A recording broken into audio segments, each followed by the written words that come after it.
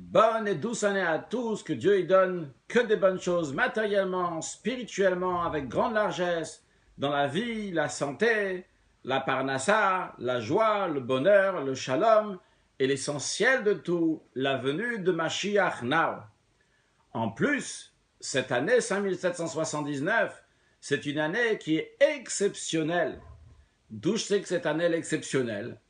Parce qu'en Tafshin Nun Bet, en 5752, 1991, l'année, c'était la même année que 5779. C'est-à-dire, c'était une année dans laquelle il y avait 385 jours, comme 5779, et Rosh Hashanah tombait lundi et mardi, comme 5779.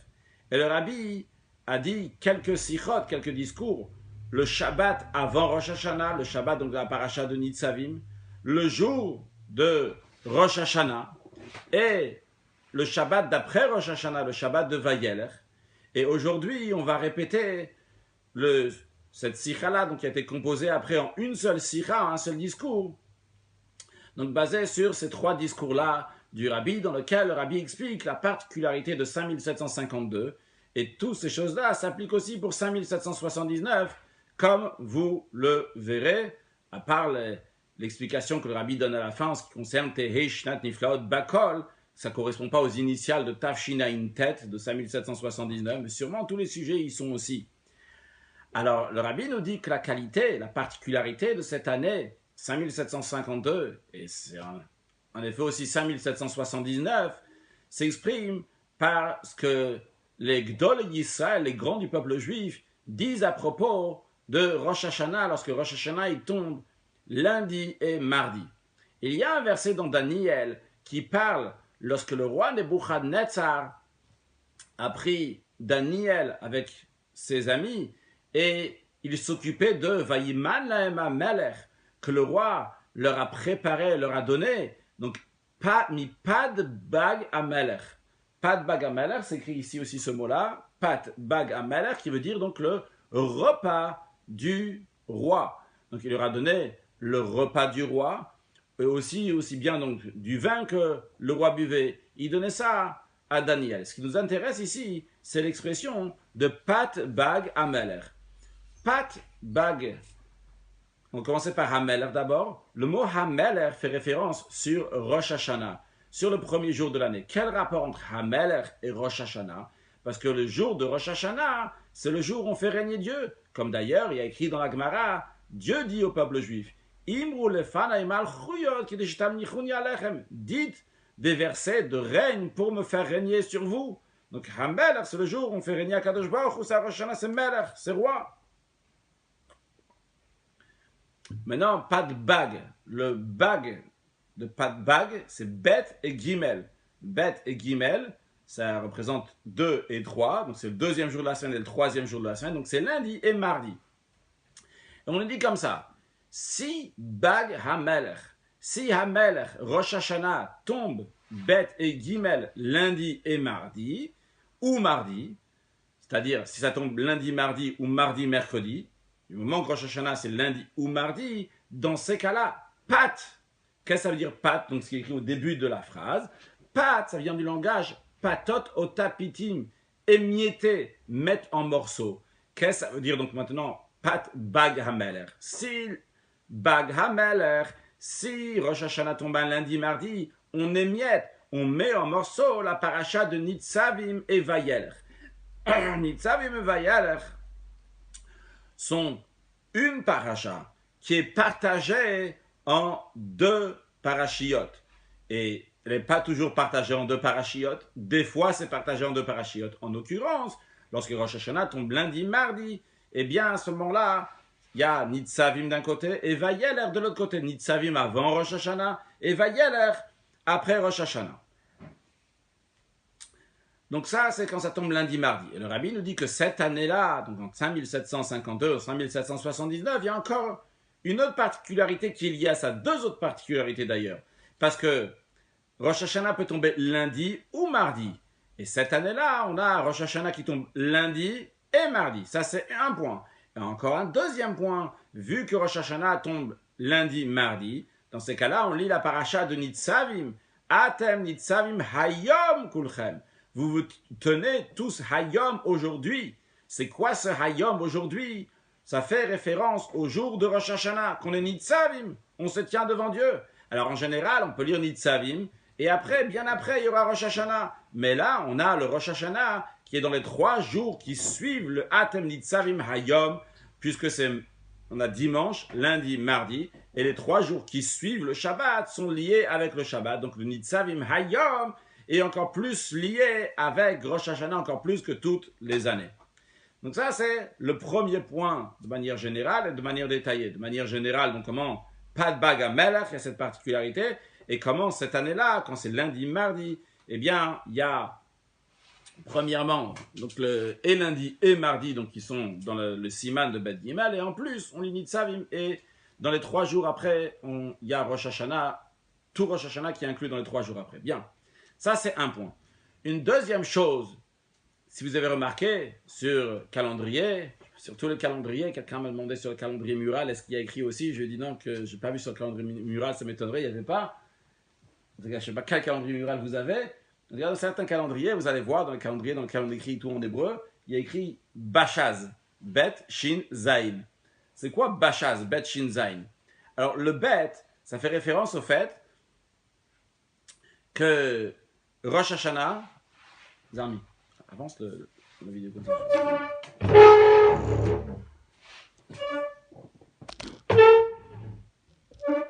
Merci. Le Bet, ça fait référence au fait que Rosh Hashanah tombe un lundi. Après, on a le Shin. Le Shin, c'est que l'année, elle est Shlema, l'année elle est entière. Qu'est-ce que ça veut dire que l'année est entière? C'est tous les mois de l'année entière. Hein? Expliquons un peu. Le cycle lunaire est de 29 jours et demi. Nos mois, notre calendrier, c'est un calendrier qui est lunaire. Donc on a 29 jours et demi, encore une fois 29 jours et demi, etc. Mais les mois, c'est par jour, c'est pas par demi. Donc qu'est-ce qu'on fait? En général, sur la majorité de l'année, on a un mois de 29 jours et un mois de 30 jours. Mais le 29 jours et demi n'est pas très exact. Il y a 29 jours et demi, il y a encore 993 halakim. 900 Tafshin, non, il y a 793 halakim. Tafshin Tzadi Gimel. Halakim, c'est quoi des halakim? Les halakim, c'est qu'on prend une heure, on la partage en 1080. Ça s'appelle des halakim dans une heure. Donc, il y a 29 jours et demi et Tafshin Tzadi Gimel et 793 halakim. Donc, à chaque fois, il reste encore 793 qui s'accumulent. Donc, au final, tu ne peux pas faire chaque mois une fois 29 et une fois 30. Oui, juste pour info, 29,5 plus 29,5, ça fait 59. Donc, 59, c'est un mois 29, il nous reste 30, le deuxième mois 30. Donc, en général, c'est 29, 30, 29, 30. Mais il y a 2 mois dans l'année, c'est le deuxième et troisième mois, le mois de Cheshvan et le mois de Kislev, que ces mois-là ne sont pas des mois qui sont toujours 29 ou toujours 30, ce sont des mois que des fois ils ont 29 et des fois ils ont 30. Et cette année, aussi bien 5752, 5779, le mois de Cheshvan et le mois de Kislev, les deux sont malais, sont remplis, donc c'est Shlema, c'est le Shin de Shlema que l'année elle est entière, elle est remplie. Encore une troisième chose, c'est Zain. Donc vous retrouverez sur les calendriers Bachaz, Bet Shin Zain. Le Zain, ça fait référence à Shabbat. Shabbat. Qu'est-ce que ça veut dire Shabbat? Ça veut dire quand est-ce que Rosh Chodesh Nissan, le premier jour du mois de Nissan, tombera Shabbat. Juste pour info, si le premier jour de Nissan tombe un Shabbat, automatiquement, le premier jour de Pessah va tomber Shabbat. C'est-à-dire qu'en 5779, le vendredi soir, ce sera le premier soir, on mange de la matzah, donc Shabbat, ça sera le premier jour de Pessah. Ça nous concernera dans la suite. Donc ça, c'est l'explication de Bachaz. Maintenant, le fait que c'est une année que Rosh Hashanah tombe un lundi, et que c'est une année qu'il y a Cheshvan et Kislev qui sont remplis, et pourtant Rosh Chodesh Nissan tombe un Shabbat, pour que ça arrive que Rosh Chodesh Nissan tombe un Shabbat suite à Bet et Shin, que c'est un lundi et Cheshvan et Kislev sont remplis, c'est obligé, c'est uniquement, ça peut arriver uniquement si l'année c'est une Shana Beret, c'est une année dans laquelle on rajoute encore un 13e mois. Juste pour information, pourquoi on rajoute un 13e mois? C'est parce que Notre calendrier, c'est un calendrier qui est lunaire, donc on a 12 fois 29,5, c'est 354 jours dans une année lunaire, mais vu que l'année solaire, c'est 365 jours environ, donc il y a environ 11 jours de différence entre l'année lunaire et l'année solaire. Donc si ça va commencer à s'accumuler chaque année 11 jours, 11 jours, 11 jours, il se trouve après que la fête de Pessah va pas tomber au printemps. La Torah elle dit il faut faire la fête de Pessah au printemps. C'est la raison pour laquelle que 7 fois tous les 19 ans, on rajoute encore un mois, donc le mois de Hadar, et de manière que Nissan, le mois dans lequel il y a la fête de Pessah, va toujours tomber pendant le printemps. Donc cette année-là, donc 5779, aussi bien que 5752, on a aussi donc une Shana Mouberet, une année qui est entière. Il se trouve donc que cette année, c'est une année de perfection exceptionnelle, une triple perfection. Première perfection, on a la perfection qui est liée avec les mois qui sont remplis. Donc on a le mois de Cheshvan qui est rempli, qui a 30 jours, le mois de Kislev qui est rempli, qui a 30 jours. Ça c'est un point. Un deuxième point aussi, on a le fait que l'année, elle est remplie, parce que c'est une année qui est remplie, qui a 13 mois. C'est une Shana Tmima, une année qui est entière. Une année qui est entière, c'est-à-dire qui est parfaite, comme ça la Gemara explique l'expression de Shana Tmima, une année qui est Tmima, qui est intègre, qui est complète, lorsqu'on rajoute encore un 13e mois.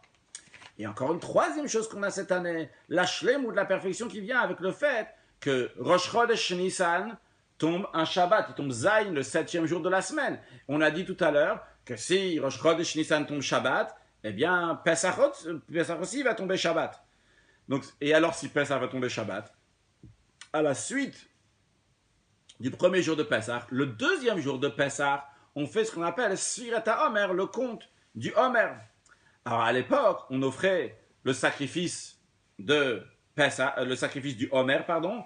Le Homer, c'est environ 1,5 kg d'orge qui était offert en sacrifice. Et à la suite de ça, on faisait le Sfirat HaOmer, le compte à partir du Homer, donc c'est le deuxième jour de Pesach. Et comme ça, 7 fois 7 semaines, de manière qu'on finisse à Shavuot, le jour de Shavuot qui dure 7 semaines, et à ce moment-là, le 50e jour, donc le Shavuot, on amène un korban, on amène le sacrifice de Shté, on amène le Shté Alechem, donc les 2 pains. Donc ça, c'est le Sfirat HaOmer. Donc toujours, on fait Sfirat HaOmer chaque année, mais lorsque Pesach tombe un Shabbat, et on commence à compter le Homer à partir de dimanche, alors à ce moment-là, on a des années qui sont entières, on a des semaines qui sont parfaites. Dans quel sens le Midrash nous dit? Ils sont parfaits, ils sont Kimé Bereshit comme les jours de la création. Comme les jours de la création, parce que lorsque Dieu a créé le monde, il a commencé par un dimanche, lundi, mardi, etc. Nous aussi, lorsqu'on commence à compter le Homer, on va commencer à partir de dimanche, et on aura des semaines qui seront aussi Tmimot, Bishleimut, il y aura une perfection de Tmimot, d'intégrité. Donc on a une année vraiment très très très particulière de Shleimut, une triple Shleimut. Alors maintenant le Rabbi nous dit la chose suivante. Le Rabbi a juste dit des faits pour l'instant. Le Rabbi nous dit, expliquons, c'est quoi la particularité de toutes les choses qu'on vient de dire. Commençons par la particularité que Rosh Hashanah, c'est lundi-mardi. Après, le fait que la suite de l'année, on a Cheshvan et Kislev qui sont remplis, qui sont 30 jours. Quelle est la particularité? Quelle est la particularité que c'est une Shana Mouberet, une année dans laquelle il y a 13 mois? Quelle est la particularité que Rosh Chodesh Nissan, le premier jour de Pesach, tombe Shabbat? Quelle est la particularité de tout le fait que cette année c'est Tafshin Nun Bet, donc 5752 par rapport aux autres années? Il y a plein d'autres années qui sont aussi, d'ailleurs 5779, et comme Tafshin Nun Bet, le Rabbi dit c'est quoi la particularité de Tafshin Nun Bet? Et le Rabbi dit, il faut comprendre aussi le lien entre toutes ces choses-là. Ok, on ne va pas juste expliquer la particularité de lundi-mardi, et après on dit, ah oui, il y a une autre particularité que Rosh Chodesh Nissan, il tombe un Shabbat, et il y a une autre particularité que c'est Shana Mouberet. Non, le Rabbi dit, il faut trouver aussi le lien, le point commun qui entre tous ces événements-là, et le fait que ça tombe lundi-mardi, et que Cheshvan et Kislev ils sont remplis, et que c'est une Shana Mouberet, et que Rosh Chodesh Nissan il tombe un Shabbat, et le fait que c'est l'année Tafshin Nun Bet. Alors, on va commencer maintenant, le Rabbi va commencer à expliquer tout d'abord le Bag HaMelech, donc le fait que Rosh Hashanah tombe lundi, mardi. Qu'est-ce qu'il y a de spécial? Bien, le Rabbi nous dit, lorsque Rosh Hashanah tombe lundi, mardi, tout simplement la première des choses, c'est qu'il est très proche de dimanche. Alors, très proche de dimanche, c'est encore très simple. Le Rabbi nous explique qu'est-ce qu'il y a de particulier dans ça. Lorsque c'est un dimanche, le Yom Rishon, le premier jour de la semaine, c'est pas c'est pas juste un millième jour. On dit Yom Rishon, on est le premier jour. D'ailleurs, dans le Shir Shel Yom, dans le cantique, on dit à la prière tous les jours, on dit Hayom Yom Rishon Bashabbat, on est le premier jour. Pourquoi on dit Hayom Yom Rishon, on est le premier jour? On est le premier jour. Tu comptes depuis le début de la création du monde, il y a des dizaines de milliers de jours déjà qui sont passés. Pourquoi je dis Hayom Yom Rishon, aujourd'hui c'est le premier jour? C'est pas le premier jour. C'est oui le premier jour. Pourquoi? Parce que chaque année et chaque semaine, à partir de dimanche, se renouvelle exactement comme le premier jour. Le Yom Rishon, le premier jour qu'Hachem a créé le monde. Qu'est-ce qui s'est passé le premier jour qu'Hachem a créé le monde? La Gemara dit dans Rosh Hashanah qu'Akadosh Baruch Hu, ce jour-là, il a kana vehikna vehishlit ba'olam qu'Akadosh Baruch Hu, il a acheté, il a fait acheter donc pour les êtres humains, vehishlit, il était seul dans le monde, quand le commentaire de Rashi explique là-bas, c'est-à-dire qu'il n'y avait pas d'ange. Encore, Akadosh Baruch Hu était seul dans le monde, même qu'il n'y avait pas des êtres humains, mais il a acheté le monde pour le faire acheter aux êtres humains. Mais en tous les cas, l'idée c'est quoi? C'est qu'Akadosh Baruch Hu, il a créé le monde Kana, il a acheté le monde aussi ce jour-là, donc le dimanche. Ce sujet-là de dimanche, qu'Akadosh Baruch Hu, il a créé ce monde et qu'Akadosh Baruch Hu, il domine sur le monde, ça, c'est le sens de Rosh Hashanah. Attention, Rosh Hashanah n'est pas le premier jour, hein, c'est pas Yom Rishon. Rosh Hashanah, comme on va le voir dans quelques instants, Rosh Hashanah, c'est le jour de la création de l'être humain, c'était le 6e jour. Le Rabbi parle ici du sens de Rosh Hashanah, pas du jour de Rosh Hashanah. Le jour de Rosh Hashanah n'est pas le premier jour de la création, c'est le 6e jour de la création. Mais le sens du premier jour de la création de Yom Rishon, ça, c'est lié avec Rosh Hashanah, comme on dit dans la prière de Rosh Hashanah. Ze hayom trilat maasecha, zikaron le Yom Rishon, que le jour de Rosh Hashanah, c'est un zikaron, c'est un souvenir pour le Yom Rishon, pour le premier jour de la création.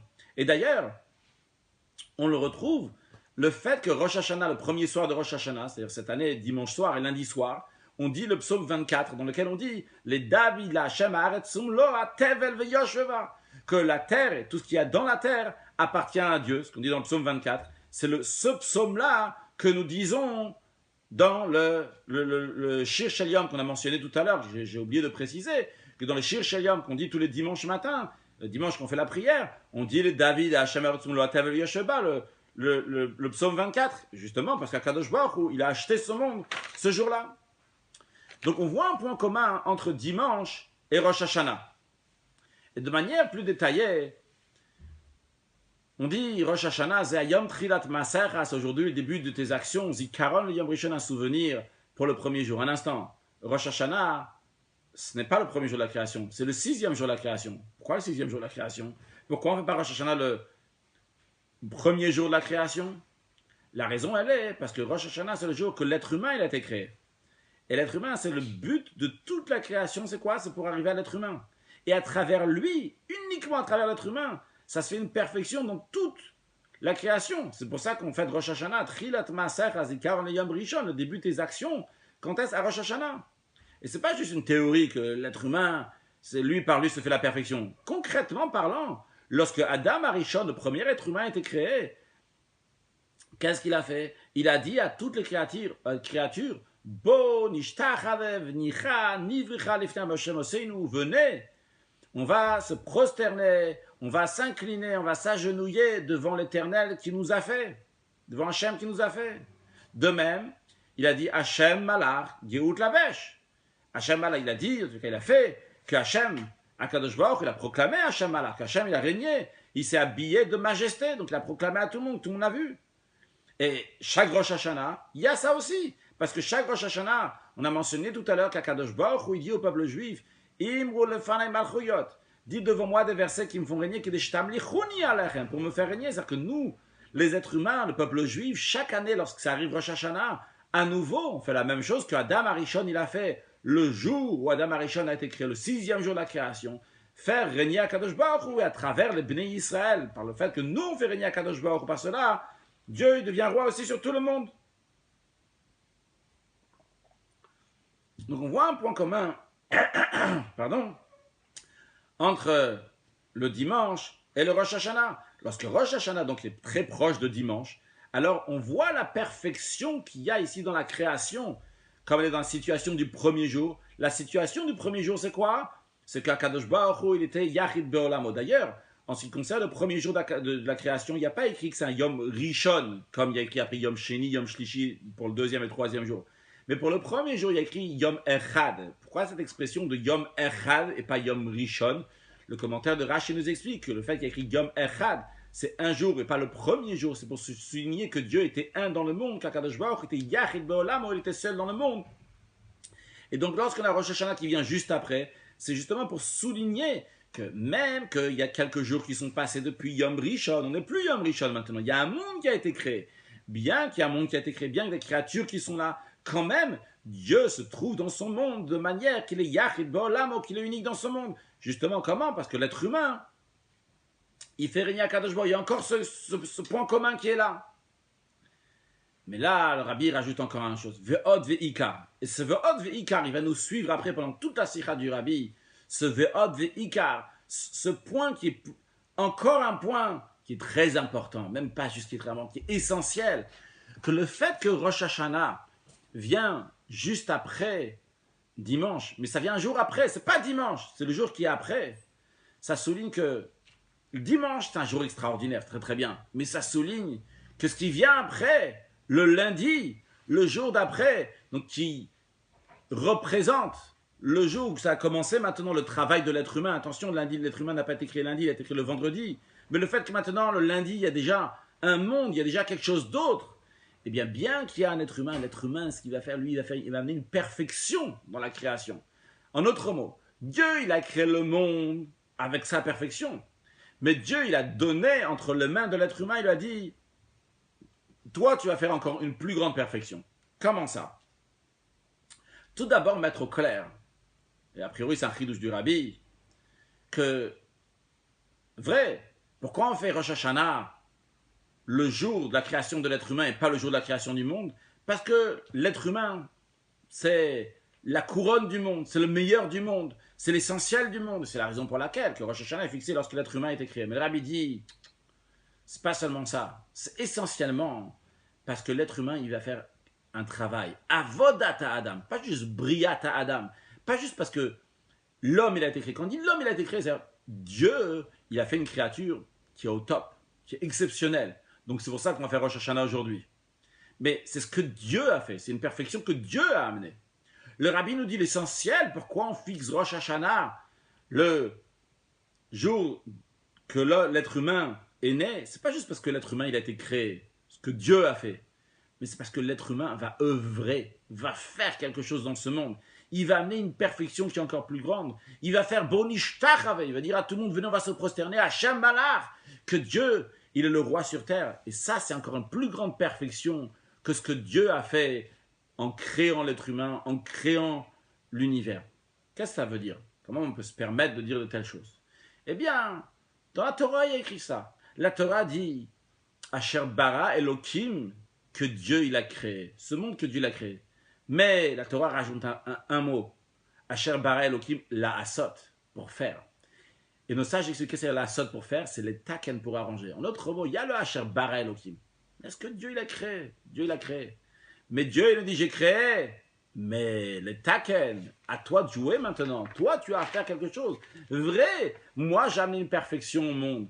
Mais maintenant, je veux ta touche à toi. C'est ça la plus grande perfection qu'il va y avoir. Par le travail de l'être humain, on va arriver à une perfection. Par le travail du juif qui va accomplir la Torah et les mitzvot. À travers ça, l'existence, le monde va pouvoir tenir. Et d'ailleurs, c'est lié directement avec le 6e jour de la création et le travail de l'être humain. Comment cela? Le 6e jour de la création, c'est Yom Shishi en hébreu. Mais la Torah ne dit pas Yom Shishi, la Torah dit Yom Ha-Shishi, le 6e jour. Et nos sages expliquent dans le Talmud pourquoi on dit le 6e jour, le fameux 6e jour. Cela fait référence au 6e jour du mois de Sivan. Au 6e jour du mois de Sivan, ce jour-là, le peuple juif a reçu la Torah. Et comme le commentaire de Rashi explique dans le Talmud, que le fait que les juifs ont reçu la Torah ce jour-là, c'est considéré comme si que le monde a été créé maintenant. C'est-à-dire que le fait que le juif, il a... C'est pas dans le commentaire de Rashi, il est dans le Chumash Bereshit. Pas dans le Talmud. Dans le commentaire de Rashi, il dit que le monde il a été créé maintenant. Et donc on souligne, et d'ailleurs on souligne ça dans les versets de Shofarot. Parce qu'à Rosh Hashanah, on dit plus des versets que Dieu il est roi, on dit aussi des versets de Shofarot. Donc que Dieu sonne le shofar. On parle aussi du shofar du son du chauffard qu'il y a eu à Matan Torah au don de la Torah. Pourquoi? Parce que la création du monde à Rosh Hashanah, elle est pour le travail des Bnei par Torah Mitzvot. Donc, qu'est-ce qu'on est en train de souligner ici? Vrai, Rosh Hashanah, ici, Dieu a créé le monde. Mais ce qui est important, c'est pas ce que Dieu il a fait. Dieu il nous dit ce qui est important pour moi, c'est pas ce que j'ai fait, c'est ce que vous allez faire. Avodata Adam, votre travail dans l'accomplissement de la Torah et des mitzvot. Qu'est-ce que ça veut dire sur le plan spirituel? Qu'est-ce qu'un être humain va rajouter sur ce qui existe déjà? Dieu il a déjà amené une perfection dans le monde. Qu'est-ce que toi tu vas rajouter? Eh bien, il y a le Asher Bara Elohim, en effet, il y a ce que Dieu il a créé. Mais ce que Dieu il a créé, c'est lié avec une Elokut, une divinité qui est liée avec le monde. En hébreu, Elokut, qui est lié avec le monde, on a dû montrer les papiers qu'il y a ici. Je reprends, on a fait les papiers, je remercie mon fils Levi qui a fait ses papiers, donc il faut s'en servir. Donc, on a Yom Rishon, le premier jour de la création, on a le jour qui est après la création. Le premier jour de la création, c'est ce que Dieu il a fait. C'est après Yom Rishon, c'est déjà ce que l'être humain il va faire. Après on a ici Briata Adam, donc c'est ce que Dieu il a fait qui a créé l'homme. On a Vodata Adam, ce que l'homme il va travailler. Après on a Cher Bara Elohim, ce que Dieu il a fait, mais après il y a le Lasot et Taken, ce que l'être humain il va faire. Et comment l'être humain il fait le Lasot et Taken, on en est ici.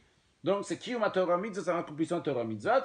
On est en train de dire que ce que l'être humain, ce que Dieu il a fait, Dieu il a créé le monde, Cher Bara Elohim. Il a mis une divinité dans le monde, mais c'est une divinité qui est liée avec le monde, qui est en commune mesure avec le monde. C'est Le'haolam, comme ça le rabbi écrit dans Sikha. Après ici, par contre, il y a le coup chez le Mala Me'olam. Lorsqu'un juif fait quelque chose, par son travail, il œuvre dans l'accomplissement de Torah Mitzvot, et bien par cela, il amène un niveau de divinité qui est au-delà du monde, jusqu'à qu'il amène l'essence d'Akadosh Baruch, l'essence de Dieu, il amène dans le monde. Ça d'ailleurs c'est toute l'idée, pour quelqu'un on connaît, on apprend Chassidut, Nitava Kadosh Baruch il y a écrit dans le Midrash que Dieu il a voulu avoir une demeure ici-bas. C'est-à-dire que ce monde-là, matériel, va devenir une demeure pour une divinité qui est bien au-delà du monde. C'est quoi cette divinité qui est au-delà du monde? C'est pas juste un niveau de divinité, c'est Atzmut Umehut, l'essence de Dieu qui vient, qui s'habille dans ce monde. Et ça se fait par qui? Par le travail de l'être humain. Donc, en effet, Dieu il a créé un monde avec une perfection, mais une perfection et le coach qui est lié avec le monde. Le travail du juif, par ce Torah Mitzvot, c'est d'amener et le coach chez le Malam qui est au-delà du monde. Le Rabbi nous dit, d'ailleurs, ça, on le retrouve aussi en allusion dans la création de l'être humain. La création de l'être humain à Kadosh Baruch, où Dieu il a pris l'être humain, il a pris de la terre. La poussière de la terre. Et après, à la suite de ça, en deuxième étape, après il a mis une neshama de vie. Donc on a deux parties dans l'être humain. On a la partie donc qui est Afar Minadama, qui est de la terre. On a la partie qui est Nishmat Chaim, qui est donc l'âme, le souffle de vie qu'Akadosh Baruch il a mis dans l'être humain. Donc on dit qu'Akadosh Baruch il a pris l'être humain Afar Minadama, la poussière de la terre. Il faut savoir donc que l'être humain est de la poussière de la terre. Mais il faut pas seulement l'être humain. Il faut savoir que tout ce qu'il y a dans le monde et Afar, tout dans le monde a été créé Mina Afar. Il a écrit Akol Aya Mina Afar. Tout a été créé à la base de la terre. Comme l'être humain qui a été fait de la terre, mais tout a été fait de la terre. Et qu'est-ce que Dieu il a fait donc dans l'être humain qui était Afar Mina Adama? Il a donné Nishmat Chaim, une neshama de vie. Et bien à travers cela, Dieu il a donné la possibilité de dévoiler dans ce monde la Nishmat Chaim. Qu'est-ce que ça veut dire dévoiler la Nishmat Chaim? Dans ce monde-là, il y a de la divinité qui est dans ce monde. Et notre travail, justement, est de dévoiler cette divinité. C'était le coup de Shebe'erech Haolam, tout d'abord. Première étape. On doit dévoiler, il y a de la divinité dans ce monde. Dieu il a créé ce monde. Dieu crée ce monde aussi à chaque instant. Vrai, avec une éloquence Shebe'erech Haolam, avec une divinité qui est liée avec le monde. Mais elle se trouve dans le monde. Alors, le juif, par son travail, le fait que Dieu a soufflé Nishmat Chaim dans le juif qui a affamé Adama, dans l'être humain qui a affamé Adama, Adama Rishon, par cela, il donne la force de dévoiler dans le monde Nishmat Chaim qu'il y a dans le monde. Ce monde-là ne va pas être juste Afar Min Adam, pas juste de la terre. Il va avoir une Nishmat Chaim, une vie. Mais en deuxième étape, encore plus que ça, pas seulement que le juif va dévoiler Nishmat Chaim d'Abria, la neshama de vie qu'il y a dans la création, qu'il y a dans le monde, qui existe déjà dans le monde. Mais le juif va faire encore plus que ça. Il va dévoiler la Nishmat Chaim qu'il y a dans l'être humain, la Nishmat Chaim qui est un Chelek Elokam, Imal Mamash, qui est une parcelle de Dieu. En d'autres mots, qui va se dévoiler dans le monde, même le niveau de divinité qui dépasse le monde, jusqu'à qu'il va dévoiler le Mehuto Vatzmuto Yidbarech, l'essence d'Akadosh Baruch Hu, qui va la dévoiler dans ce monde. Il va dévoiler la Lokut chez le mal à Meolam. Donc le rabbin nous dit ce qu'on a dit avant, cette partie-là, qui est la partie donc qui est liée avec le monde, la partie qui est au-delà du monde, elle s'exprime aussi dans le fait que Hachem a mis Nishmat Chaim dans l'être humain. Le Nishmat Chaim, c'est-à-dire qu'il donne la force que dans le Afar, Mina, Dama, que dans la terre, on va dévoiler une dimension qui est beaucoup plus haute. Et c'est pas ça une théorie, mais ça on le retrouve concrètement dès que Adam Arishon, il est né, il a été créé, il a fait ces deux choses-là. Et dévoiler la Nishmat Chaim, donc qui est liée avec le monde Nishmat Chaim de Abria, de la création, et aussi bien la Nishmat Chaim de l'être humain, aussi bien la Nishmat Chaim, donc d'une divinité qui est liée avec le monde, aussi bien une Nishmat Chaim avec une divinité qui est au-delà du monde. Comment ça? Adam Arishon, on a mentionné deux phrases tout à l'heure qu'il a dit. Il a dit Bo, Nishtacha, Nicha, Nivricha, Lifta Hashem Oseh. Donc on va aller se prosterner, s'incliner, s'agenouiller devant le Dieu qui nous a fait. Le fait que Dieu il est Oseh, il nous a fait, c'est qu'il nous a fait, comme il a fait le reste de la création, qui fait référence donc à un niveau de divinité qui est lié avec le monde. Mais après cela, il y a encore une chose qu'Adam Arishon a dit Hashem Malach Yehud Lavesh, que Dieu il a régné et il s'est habillé de majesté. En d'autres mots, qu'est-ce qu'il a fait? Il a fait Hartarat HaMelech, il a couronné le roi, Hashem Malach. Ça, c'est une deuxième étape. Il dévoile dans le monde le Malchut d'Akadosh Baruch Hu, le règne d'Akadosh Baruch Hu, qui fait référence donc à un niveau de divinité qui est tout à fait au-delà du monde. En plus, on sait dans Chassidut, c'est expliqué que Malchut, on sait que dans les mondes spirituels, il y a 10 sphères. La 10e des sphères s'appelle Malchut. Et le Malchut, cette 10e sphère, elle arrive jusqu'à un niveau très très haut, ce qu'on appelle Keter. Keter qui veut dire la couronne donc, qui couronne les mondes, qui est au-delà des mondes, et jusqu'à même Pnimiut Keter. C'est-à-dire que Malchut, le fait de faire régner Dieu, ça va jusqu'à Pnimiut Keter, le niveau intérieur de Keter, jusqu'à Mehut Vatzmut Barech, jusqu'à même l'essence de Dieu. Donc justement, on a ici dans Adam Arishon même, dès que l'être humain a été créé, on a ces deux dimensions. Aussi bien la dimension qui est liée, donc la divinité qui est liée avec le monde, et aussi bien la dimension qui dépasse le monde, la Hartarat HaMelech, le fait qu'il a fait régner Akadosh Baruch Hu dans le monde.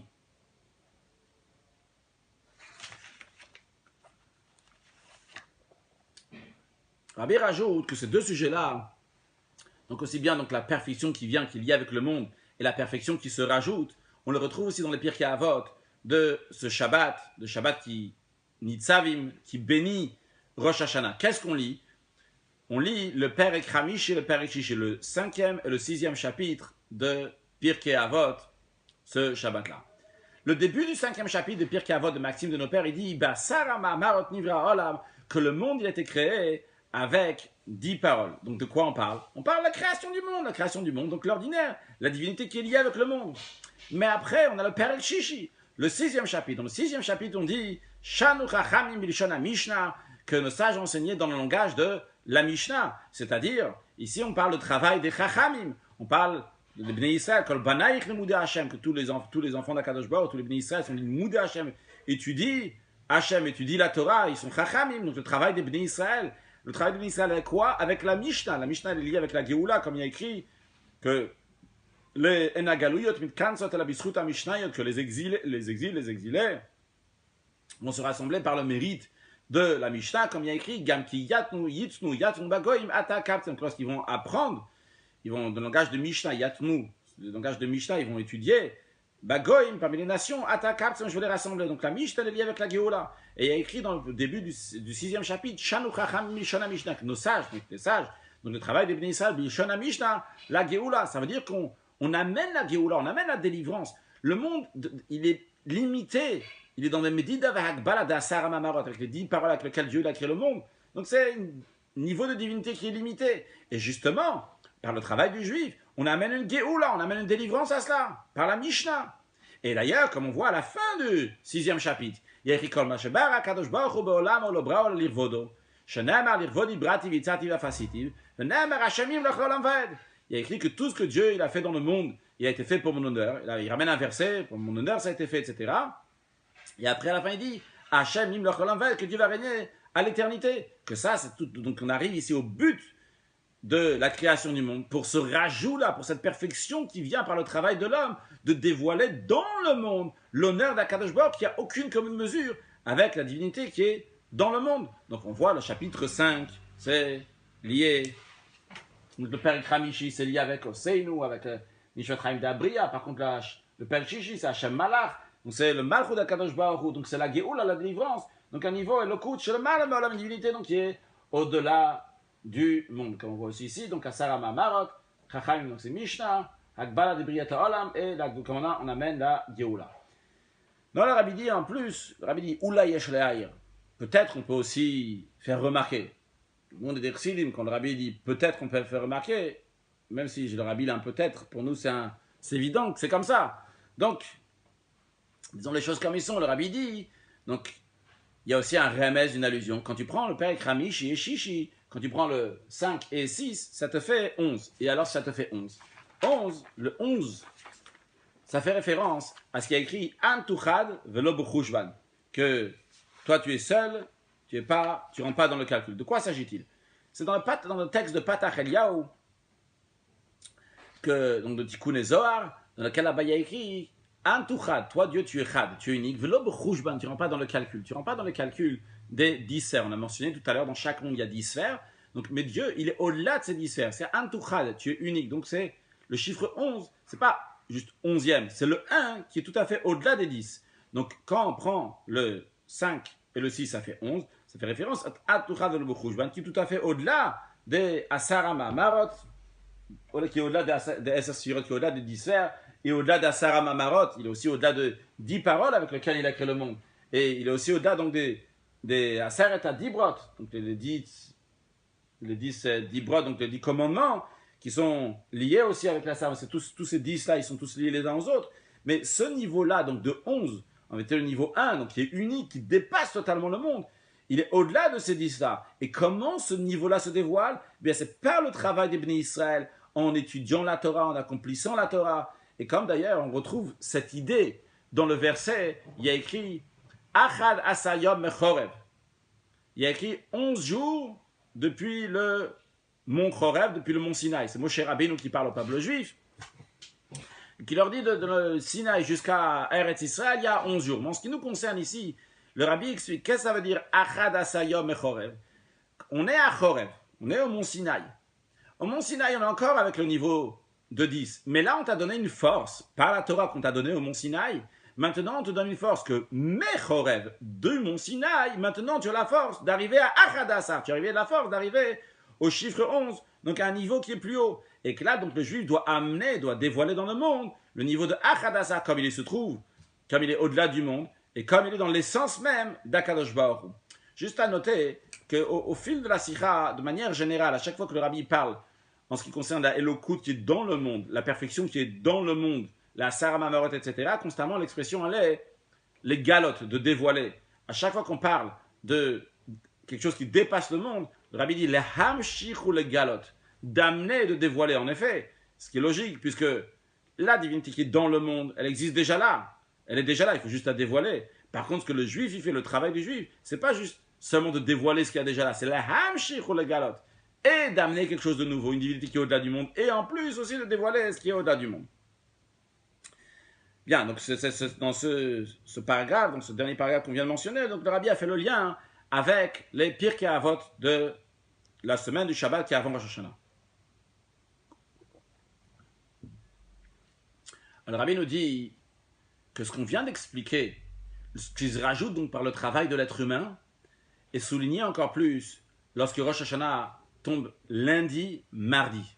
Particulièrement lorsque c'est lundi, mardi. Bagamel. Pourquoi? Le fait que Rosh Hashanah est très très proche du dimanche, le dimanche c'est la perfection de la création par rapport à Dieu. Comme Akadosh Baruch Hu, il est Yachid Be'olamo. Donc c'est une perfection par rapport à Dieu. Ce qui rajoute par l'être humain à Rosh Hashanah, c'est justement par le fait que Rosh Hashanah ne peut jamais tomber un dimanche. Il y a une règle, lo adu rosh. Il y a une règle que Rosh Hashanah peut jamais tomber, j'écris ici. Yom Rishon, donc ça c'est le dimanche, et par contre Rosh Hashanah c'est jamais ni le Aleph, Dalet, Vav, ni le 1, 4 et 6, ni le dimanche, ni le mercredi, ni le vendredi. C'est pas possible que Rosh Hashanah va tomber un de ces jours-là. Donc Rosh Hashanah ne peut jamais tomber un Yom Rishon. Yom Rishon c'est quoi? C'est la perfection de Dieu, comme Dieu il est seul dans le monde.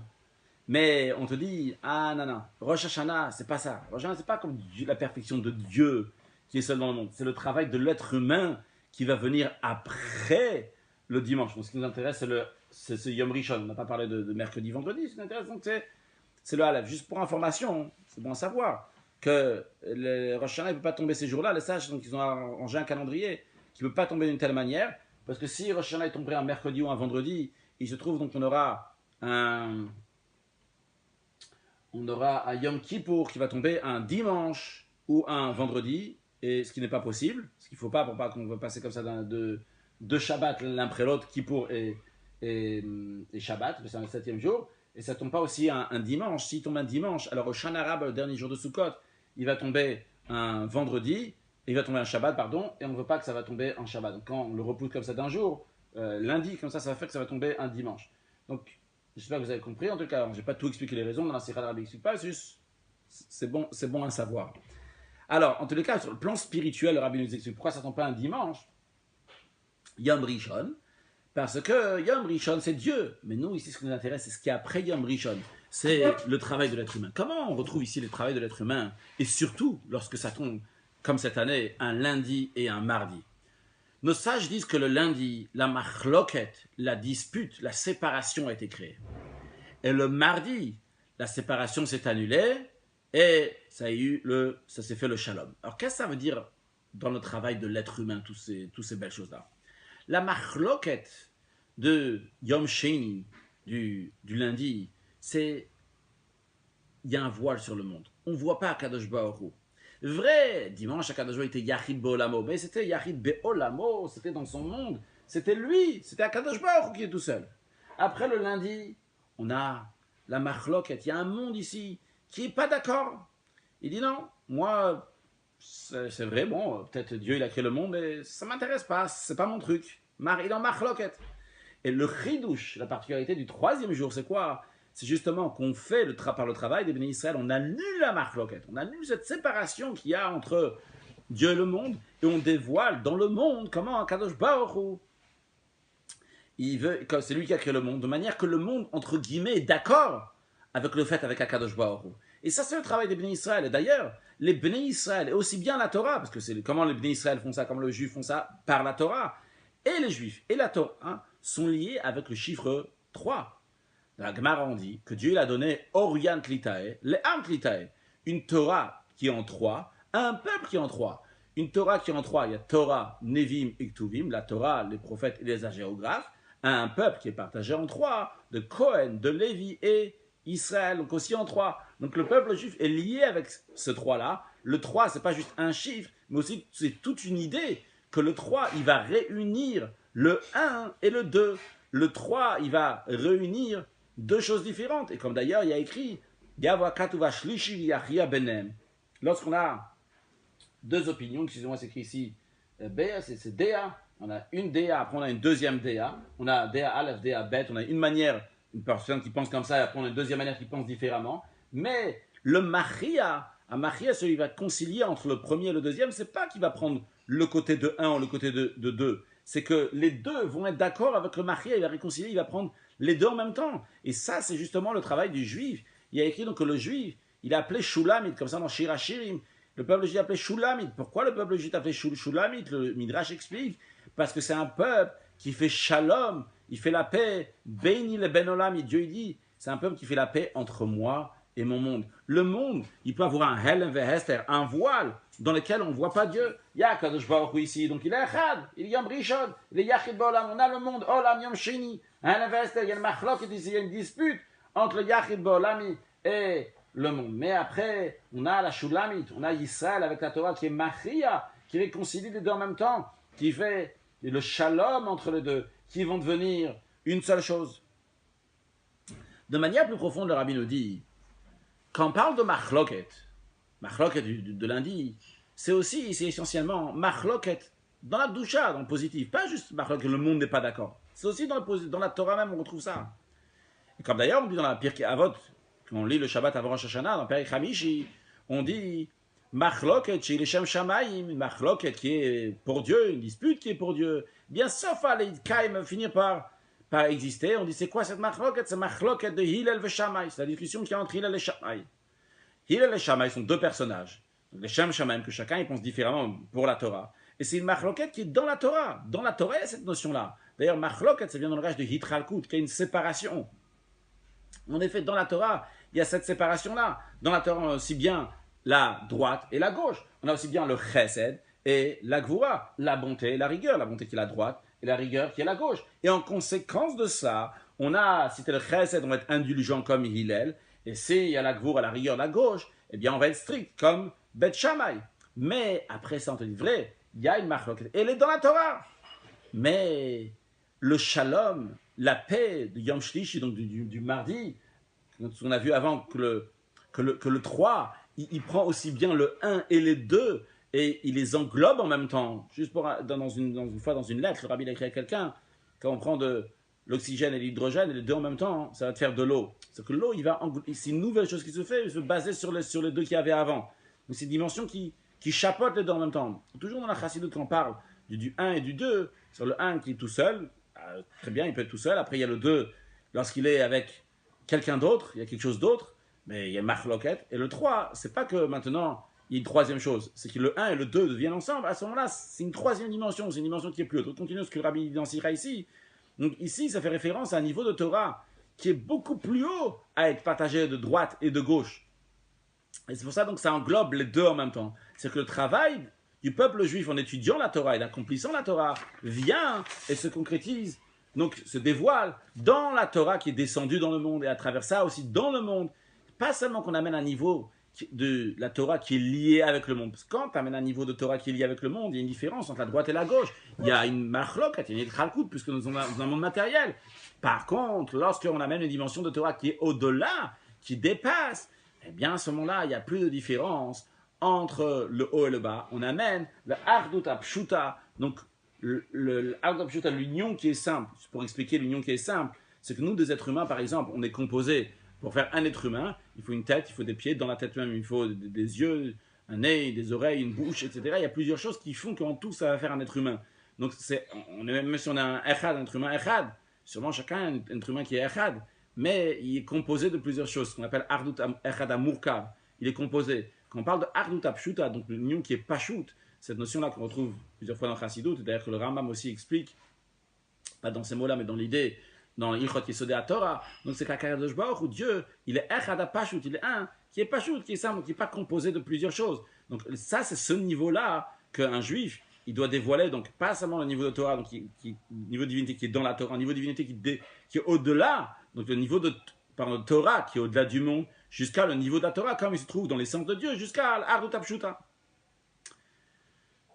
D'ailleurs, juste pour expliquer un peu plus ça, le rabbi, dans la note 71, il rappelle un peu, il parle de ce inyan-là, je ne peux pas embrouiller plus, mais comme c'est pour concrétiser, le rabbi dit que où est-ce que ça va se dévoiler, donc ce niveau-là, qui est tout à fait, qui dépasse totalement, c'est dans la Torah Chadash Ami'iti Tetzei. Parce que Mashiach va venir, une nouvelle dimension de Torah qui va sortir. Et le rabbi, à cette période-là de Tafshinun Bet, il a parlé de ça, il y a un Kuntas qui est sorti à part. D'ailleurs, on a fait aussi cette vidéo-là il y a quelques semaines pour le Siyum Rambam, pour la conclusion du 37e cycle de Rambam. On a fait donc cette haute sira du Rabbi dans laquelle il explique longuement ce sujet-là. Mais dans la note en bas, le Rabbi rappelle ce sujet-là, que ça qu'il y a Hillel et Shammai, aujourd'hui la halakha est comme Hillel. Quand Mashiach va venir, la halakha va être comme Shammai. Et après, il y aura encore une étape. Après la venue de Mashiach, la résurrection des morts. Et dans ces cas-là, ce sera un niveau de divinité qui sera beaucoup plus haut. Et il n'y aura plus maintenant, la halakha sera aussi bien comme Hillel et comme Shammai. Le Rabbi, comment c'est possible que ce soit comme Hillel et comme Shammai en même temps? Le Rabbi l'explique, parce que c'est l'essence d'Akadosh Baruch, c'est l'essence de Dieu qui va se dévoiler dans le monde. Tant qu'on a notre existence à nous, notre propre existence, eh bien à ce moment-là, il y a des différences. Il y a des différences entre droite et gauche. Parce qu'on est dans le monde, dans la monde, il y a des différences entre droite et gauche. Par contre, lorsque se dévoile le niveau de divinité qui est au-delà de tout, il peut y avoir la droite et la gauche en même temps. Alors attention, ça ne veut pas dire que c'est quelque chose qu'on peut comprendre. On n'est pas fou pour répéter, dire que la droite et la gauche en même temps, ça c'est droite et c'est gauche. Mais parce qu'aujourd'hui, on ne peut pas comprendre ça. Je vais te donner un exemple. Dans Braché.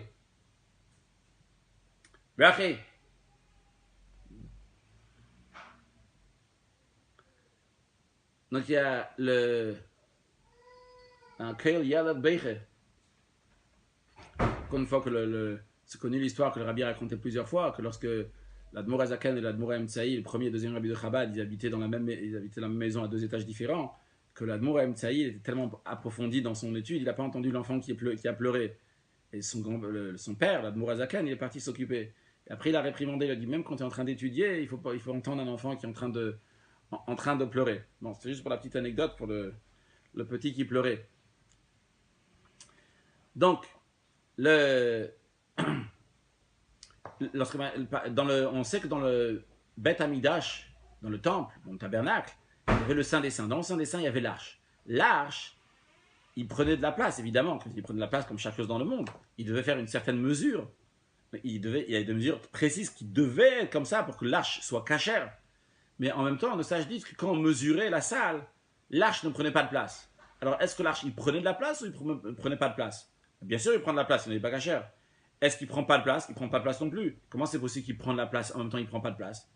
On ne peut pas comprendre ça. Mais vu que c'était l'endroit dans lequel il y avait Atzmut, l'essence de Dieu, et Dieu, il peut tout faire en même temps, aussi prendre de la place et pas prendre de la place. La même chose aussi.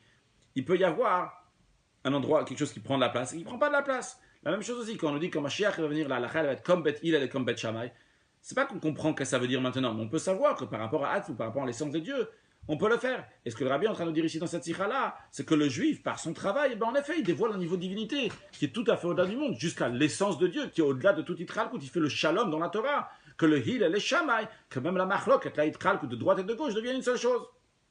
Maintenant, ce qui nous concerne, revenons à Rosh Hashanah. Lorsque Rosh Hashanah il vient juste après dimanche, mais pas dimanche, qu'est-ce qu'on souligne ça? Que Rosh Hashanah, l'essentiel c'est quoi? C'est le travail de l'être humain. Il y a un Sheni ici, il y a un deuxième, il y a un lundi, il y a une Machloket, il y a une difficulté, il y a des efforts à fournir. Et le juif fait son travail. Parce que dimanche, c'est Akadosh Baruch qui a fait sa perfection de Dieu. Mais après, il y a une Machloket. Et quand même, le juif va faire son travail, il va faire un shalom, il va amener un niveau de divinité qui est tout à fait au-delà du monde, au-delà de toute séparation. Dieu qui est chad, qui est unique, qui est exceptionnel.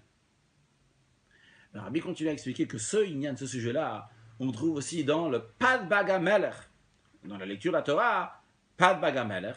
On a dit que quand on lit, quand c'est lundi, mardi, Rosh Hashanah Hamelech, Pad Vayeler. Pad Vayeler, ça veut dire que on sépare Vayeler de Nitzavim.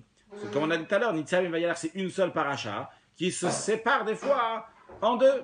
Alors quel est le sens profond, l'idée que Parashat Nitzavim, on la lit avant Rosh Hashanah, et Parashat Vayeler, on la lit après Rosh Hashanah? Quel est le sens de Parashat Nitzavim, en ce qui nous concerne, est-ce qu'on veut l'expliquer ici, le Parashat Vayeler? Parashat Nitzavim, on parle du peuple juif. L'existence du peuple juif en eux-mêmes, d'ailleurs, avant même qu'ils font quoi que ce soit, le fait qu'ils ont été créés, le fait que c'est des enfants de Dieu, Avraham, Yitzhak et Yaakov, c'est des enfants de Dieu, des enfants d'Avraham, Yitzhak et Yaakov. On nous dit, Atem, vous, tout ce qui nous intéresse, c'est Atem, c'est vous. Ok, après, il y a Nitzavim, Ayom, Kulchem. La première des choses, c'est Atem, vous, le peuple juif en eux-mêmes, ce qu'ils sont, avant même de travailler, avant même de d'œuvrer quoi que ce soit. Ils sont importants, ils existent, ils sont là. Après, on te dit, il y a une deuxième étape, il y a Vayeler. Vayeler, c'est Moshe Rabbeinu qui est en train de parler. Vayeler Moshe il parle. Quand est-ce que Moshe il parle? C'est à 120 ans. Il est en train de parler au peuple juif, Vayeler Moshe, il dit, Ben Me'ah V'esem Shana Anochi Hayom, aujourd'hui c'est 120 ans. C'est-à-dire que Moshe Rabbeinu arrive à la fin de sa vie, il arrive à la perfection de sa vie, à la finalité, donc il est déjà en travail maintenant de Moshe Rabbeinu. Ce qui est souligné ici, c'est un travail, c'est le travail de Moshe Rabbeinu comme il a la perfection. Et ça concerne chaque juif, parce que chacun de nous, on a une étincelle de Moshe Rabbeinu à l'intérieur de nous. Donc, par rapport à l'étincelle de Moshe Rabbeinu que nous avons à l'intérieur, on a aussi, nous aussi, on a cette perfection. Donc, un travail qui est parfait. Donc, la parashat Vayeler, c'est quoi? C'est le travail, la perfection du travail. Et d'ailleurs, comment cette perfection du travail? Pas stam. Ce qui se rajoute maintenant par rapport à ce qu'il y avait avant la situation précédente de Nitzavim, c'est que maintenant, Vayeler, on va. Quand on dit Vayeler, on va, c'est vraiment aller de manière ben aror, ça n'a aucune commune mesure avec ce qu'il y avait avant. Donc d'un côté, on a le Atem, on a vous, d'un autre côté, on a le Vayeler Moshe. Comment Vayeler? Il va de manière qui n'a aucune commune mesure. Alors, quand c'est lui en même temps, c'est pas tellement souligné que le peuple juif a son importance, et après, il y a le travail du peuple juif, c'est une deuxième étape. Non, Nitzavim Vayeler, c'est en même temps. Mais quand Bagamelech, lorsque Rosh Hashanah tombe un lundi, mardi, que là, on donne tellement d'importance au travail du peuple juif. On voit comment il vient juste à la suite du dimanche, que Dieu était Yachid Be'olamo, à la suite de ça maintenant. Seulement, il y a le travail de Bnei Israël.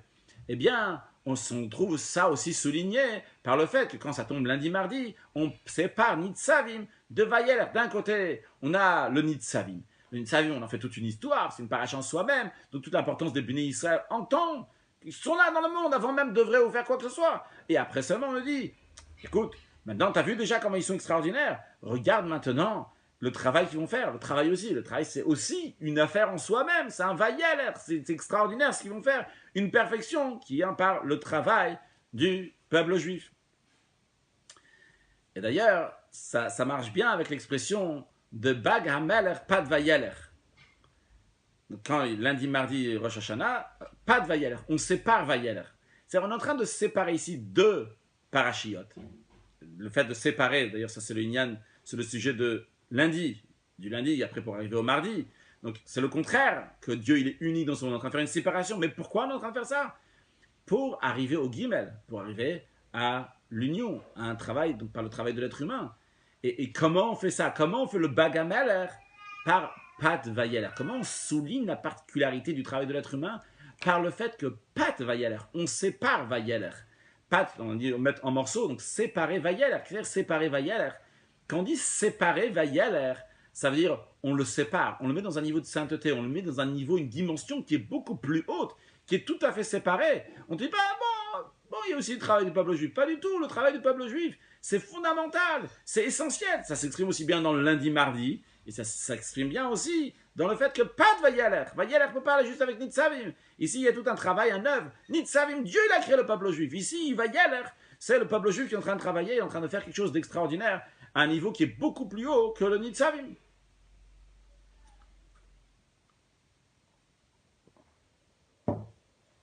Le Rabbi rajoute encore que ça qu'on souligne la particularité de Vayeler par rapport à Nitzavim, on le retrouve aussi dans le sens du Shabbat. Pas juste la paracha, donc, qui est Nitzavim ou Vayeler, mais aussi par rapport au Shabbat. On a le Shabbat qui est avant Rosh Hashanah, et on a le Shabbat qui est après Rosh Hashanah, c'est le Shabbat Shuvah. Donc Shabbat avant Rosh Hashanah, on lit la paracha de Nitzavim. Shabbat après Rosh Hashanah, on lit la paracha de Vayeler. Et comment il s'appelle le Shabbat après Rosh Hashanah? Il s'appelle le Shabbat Shuvah. Et dans le sens de Shabbat Shuvah, on va retrouver cette idée-là de Vayeler et la particularité du travail des Bnei Israël. Comment ça? On sait qu'entre Rosh Hashanah et Yom Kippour, il y a exactement 7 jours. 7 jours correspondent aux 7 jours de l'année, aux 7 jours de la semaine. Dans l'année, il y a plusieurs semaines. Et il y a 7 jours de la semaine. Et chacun de ces jours, il est là pour être metaken. Les 7 jours qui ont entre Rosh Hashanah et Kippour sont là pour arranger l'année passée. Et pas seulement pour arranger, mais aussi de ramener une perfection pour toutes les années passées, pour tous les jours de l'année passée. Et pour préparer aussi l'année à venir. Quand on dit, ils sont là pour arranger l'année passée, et pour préparer, ça veut dire tout simplement, par exemple, on a dimanche, il est là pour arranger tous les dimanches de l'année. Lundi, il est là pour arranger tous les lundis de l'année, aussi donc pour préparer à chaque tous ceux de l'avenir. Et de la même manière, en ce qui concerne le Shabbat Shuvah, il est là aussi bien pour arranger tous les Shabbats de l'année passée, préparer tous les Shabbats de l'année à venir. Maintenant, on comprend bien que Shabbat Shuvah, il englobe tous les Shabbatot de l'année. C'est un gros Shabbat. Tous les Shabbats de l'année, ils sont dans Shabbat Shuvah, l'année passée, l'année à venir. Donc, ce Shabbat-là, il souligne encore plus la notion de Shabbat de toute l'année. C'est quoi la notion de Shabbat toute l'année? Chaque Shabbat, sa notion c'est quoi? C'est la perfection du travail. Comment ça? Tout simplement. Lorsque ça arrive Shabbat, Dieu dit, il a fini dans le travail du ciel et de la terre. Il s'est reposé. Et comme l'Admoura Zakan explique dans l'Écoute Torah, qu'est-ce que ça veut dire que Dieu s'est reposé? C'est-à-dire que pendant toute la semaine, Hachem, il envoie une énergie, une chayut, une vitalité dans le monde, et qui vient par la Sarah Mamarot, les 10 paroles avec lesquelles Dieu il a créé le monde. Dieu il a donné, il a envoyé des énergies. Des énergies, la lumière, des paroles, comme on veut le dire. Mais lorsque ça arrive le jour de Shabbat, eh bien, oh les chayut, toute cette vitalité, toute cette énergie, elle remonte vers Akadosh Baruch Hu lorsque ça arrive le jour de Shabbat. Ça repart du niveau de Dibour, de la parole de Dieu, de la Sarah Mamarot, ça repart au niveau de Marshava, ça veut dire ça repart un niveau qui est plus haut. Tout s'élève le jour de Shabbat. Et c'est d'ailleurs la raison pour laquelle que Shabbat, c'est les mêmes lettres que Tachev. Tachev qui veut dire retourne, de retourner. Parce que Shabbat, il y a tout qui retourne, il y a tout qui repart. Parce que Shabbat et Teshuvah, c'est exactement la même chose. Les choses repartent à la source. Et dans le langage du verset, Va'aruach tashuv el Elokim b'shanetana. l'esprit, l'âme va repartir vers Dieu qui l'a donné. Donc ça, c'est l'idée de Shabbat, de Tashuv, de Teshuvah. On a vu que le rabbi l'a mentionné, que l'âme va repartir vers Dieu. Le rabbi souligne tout de suite, qu'est-ce que ça veut dire que l'âme repart vers Dieu? Le fait que l'âme repart vers Dieu, ça veut dire, le rabbi dit, ça veut dire qu'on se trouve dans ce monde-là, Neshamot begufim, des âmes dans un corps, et avec une très bonne santé, en pleine santé, les Orechiam Veshalim Tod pour une longue vie jusqu'à Chaim Nitzrim, jusqu'à la vie éternelle. Alors, en quoi l'âme, elle repart? Tout simplement, l'âme, elle repart, ça veut dire qu'elle repart dans une situation spirituelle qui était très bien. Qu'est-ce que ça veut dire une situation spirituelle qui est très bien? Première étape, comme elle était avant de descendre ici-bas, Elohim Hashem Netana, comme Dieu l'a donné. Mais une deuxième étape, parce que c'est pas suffisant de repartir là où on était, pas suffisant donc la shlemut, la perfection qu'il y avait déjà, il faut rajouter. Le vayeler, c'est la deuxième étape, parce qu'il y a déjà gmar ou shlemut avod à la perfection du travail, de la même manière que Shabbat en général, c'est la perfection du travail. Shabbat Shuvah, c'est tout le Shabbat de l'année, donc c'est une shlemut encore plus grande qui s'exprime dans le vayeler, que vayeler, c'est aller, on a dit, c'est une alicha, c'est aller be'einer, sans aucune mesure avec ce qu'il y avait avant. D'après ça, ce qui en découle, c'est que le Shabbat, on a compris que le Shabbat, c'est la marshava, c'est la pensée, parce que Dieu, il a parlé, et après, Dieu, la parole de Dieu est remontée. Pas quand on dit la parole de Dieu est remontée, elle repart à la marshava, la pensée. Donc Shabbat, c'est toujours la marshava, la pensée de Dieu. Sans quoi, le rabbi dit, il y a deux sortes de marshava. Il y a une pensée qui est avant que je fasse. Il y a une pensée qui est après faire. La pensée qui est avant que je fasse, par exemple, si je veux construire une maison, je pense comment faire, etc. Je fais la maison. Après, sauf maaseh, la fin de l'action, une fois que j'ai fini la maison, c'était même marcher à la trila, ce qu'il y avait au début de la pensée. Et il y a une deuxième pensée. Deuxième pensée, c'est lorsque, une fois j'ai déjà fait, j'ai déjà parlé, j'ai agi, et les forces retournent à leur source. Donc la parole retourne à sa source, donc à la pensée. Donc ça, c'est la pensée qui est après la parole. Alors le rabbi nous dit comme ça. Le Shabbat avant Rosh Hashanah, donc le Shabbat de Nitzavim, le Shabbat qui est avant Rosh Hashanah, c'est la pensée, la création comme elle est dans la pensée, avant que le monde soit créé. Donc c'est Shabbat Lifnei Rosh Hashanah, c'est Lifnei Atchalat Bria, ça veut ici, là, c'est là. Donc Shabbat Lifnei Maaseh, donc c'est la pensée qui est avant l'action, et par contre le Shabbat qui est après, c'est la marshava qui est après l'action, une fois qu'on a déjà fait. Donc c'est le il ou la particularité qu'il y a après qu'il y a gmar ou shlemut avoda, une fois qu'il y a déjà la shlemut de travail, il est parfait, à ce moment-là, eh bien tout remonte et tout s'élève. Non, le rabbi rajoute dans le prochain paragraphe, dans ses ifret, de parler de tout ça, même par rapport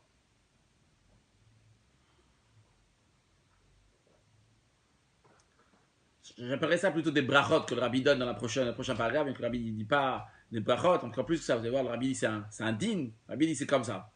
Comment ça? Le rabbi dit, voyons juste le mot pad bagamelech. Expliquons le mot pad bagamelech. Le rabbi dit tout est précis dans la Torah. Puisque c'est un siman, c'est un signe qui a été donné par des gdolé Israël, par des grands du peuple juif, pour s'en rappeler. Pour se rappeler en effet que quand Bag Hamelech, quand Rosh Hashanah tombe lundi, mardi, eh bien, sur la pâte, on met en morceaux, donc Nitzavim Vayelech, on partage en deux. Mais vu que c'est un siman, c'est un signe qui a été donné par des gdolé Israël, tout est extrêmement précis. Il y a de quoi, un but en soi-même, il y a de quoi parler en soi-même sur ce sujet-là. On a dit tout à l'heure que Pal Bagamelech, c'est-à-dire c'est le repas du roi, donc le roi Nebuchadnezzar, donc lui il mangeait, que ça blache un kasdim, Rachidi, donc c'est pas de Bagamelech, c'est son repas. Et il y a écrit Vayeman lahem hamelech, que le roi leur a préparé, Dva yom beyomo, chaque jour, ce qu'ils avaient besoin de manger, d'où ils recevaient, mais pas de Bagamelech, du repas du roi, ou miyen nishtav, du vin de son festin, comme David explique, minayayin asherishteu, donc du vin que lui, Nebuchadnezzar, buvait, et il leur donnait qu'ils pouvaient avoir ça tous les jours pour manger. Alors, le rabbi explique sur le plan spirituel, qu'est-ce que ça veut dire? Là, ça arrive Rosh Hashanah, ça arrive Hamelech. Là, c'est le jour de Rosh Hashanah. Eh bien, ce jour-là, Akadosh Baruch Hu, Dieu, Vayeman lahem hamelech. Dieu, il est mazmin. Il donne tout ce qu'il faut. À chaque juif, tous ses besoins, les besoins qui sont appelés ma'achal, donner le manger. D'ailleurs, pas stam du manger. Le manger, donc c'est le minimum nécessaire, mais aussi, Dieu, il donne du vin, etc. C'est-à-dire donc les choses qui sont aussi pour le plaisir, pour toute l'année. Dva yom beyom, au jour au jour. Et comment il donne? Il donne avec grande largesse. Mishulchan hamelech, ça vient de la table du roi. Ce que le roi lui-même buvait, les Nebuchadnezzar, il leur donnait. Sur le plan spirituel, c'est quoi? C'est que ça vient de la table d'Akadosh Baruch, que Dieu il donne tout ce qu'il faut. Donc ça, c'est l'expression de pas de bagamal sur le plan spirituel, le Rabbi nous dit. Que Dieu, il donne tout ce qu'il faut, à chaque juif, pour toute l'année à Rosh Hashanah. Et ça, c'est souligné encore plus lorsque Rosh Hashanah tombe un lundi et un mardi. Bagamal, pas de vayeler, qu'on partage le thème vayeler en deux. Pourquoi? Que là, on voit que pourquoi Dieu, il donne, c'est pas juste parce qu'il y a un vayeler. Le fait même que Nitzavim, on a séparé Nitzavim de vayeler. Ici, on n'est pas en train de dire vayeler. Ah, le juif, il a travaillé, le juif, il a œuvré, le juif, il a étudié la Torah, le juif, il a accompli les mitzvot. Ah, ok, on va lui donner quelque chose. Non! On a séparé vayeler et Nitzavim. Nitzavim, c'est juste l'existence du peuple juif. C'est pas quand ils vont œuvrer, ils vont étudier la Torah et accomplir les mitzvot. Le fait même qu'ils sont Nitzavim, c'est séparé. C'est tout à fait séparé. Le fait même qu'ils ont ça et qu'ils existent, même s'ils ne travaillent pas, eh bien, Kadosh Baruch Hu, Dieu leur donne pas de bagamelech, leur donne tout ce qu'il faut. Et d'ailleurs, comme on retrouve, la Mishnah dit, en ce qui concerne donc un ouvrier, un balabait, je ne sais pas comment dire, un propriétaire qui a des ouvriers et qui les fait travailler. Et il y a écrit là-bas que même s'il leur donne un repas, comme le repas de Shlomo à son époque, le roi Salomon à son époque, il faisait des repas exceptionnels avec une grande abondance. On dit là-bas, si tu veux leur donner tout ce qu'il faut, même à ces ouvriers-là, même comme Salomon, il faisait un grand repas, eh bien, tu n'es pas encore qui. Pourquoi? Parce que c'est les enfants de Avraham, Yitzhak et Yaakov. Et vu que c'est les enfants de Avraham, Yitzhak et Yaakov, donc ils méritent encore un plus grand repas que ça. Non, le Rabbi nous dit, ça, dans ce que la Mishnah dit, en ce qui concerne quelqu'un qui a des ouvriers. Et là, vu qu'il y a écrit Magid Varav le Yaakov, Chukav Mishpatav le Israël, que Dieu, les ordres qu'il donne au peuple juif, c'est parce que lui-même, il fait ces ordres-là aussi. Il fait ces lois qu'il dit de faire. Donc, à Kadosh Baruch Hu, ce qu'il dit au peuple juif, il le fait. Alors, Dieu aussi, il donne à chacune du peuple juif, comme Soudat Shlomo Beshato, comme un repas de Shlomo à son époque. C'est-à-dire, pas seulement il donne ce qui manque, l'expression qui dit Deimar Soro Ashayer Salo. La Torah dit que si quelqu'un, il a un marsor, il a un manque, il faut lui donner ce qui manque. Et ça va jusqu'à où lui donner ce qui manque? C'est que même si cette personne-là, elle avait l'habitude à l'époque d'avoir un cheval, elle avait un serviteur qui lui court devant, tu peux dire, ça va, on va lui donner à manger pour pas qu'il meure, il n'y a pas besoin de lui donner plus. La Torah dit non, non, non.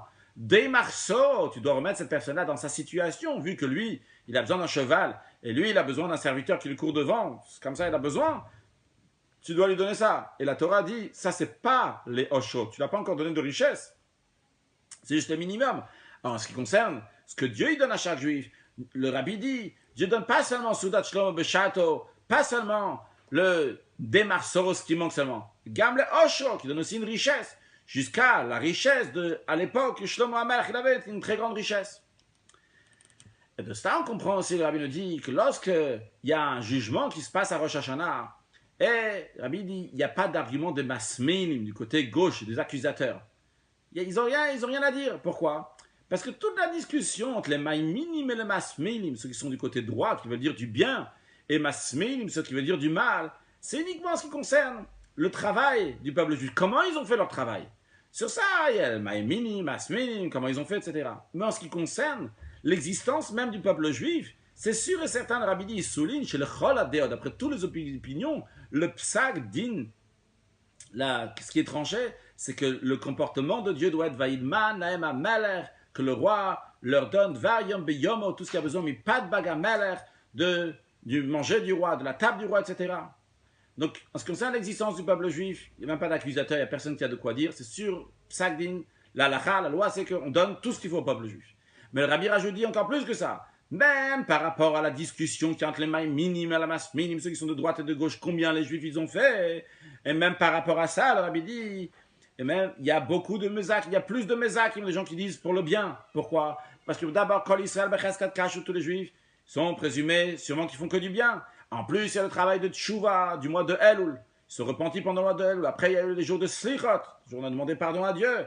Et quand on demande pardon, on fait Tchouva. Et donc à ce moment-là, donne notre nation qui se rue. Le Talmud dit que même les fautes qui ont été faites volontairement, ils se changent en mérite. Et en plus, c'est pas juste qu'ils se changent qui se ruyot comme des mérites. Mais le Rabbi dit jusqu'à là que ça devient des sruyot, des mérites mamash.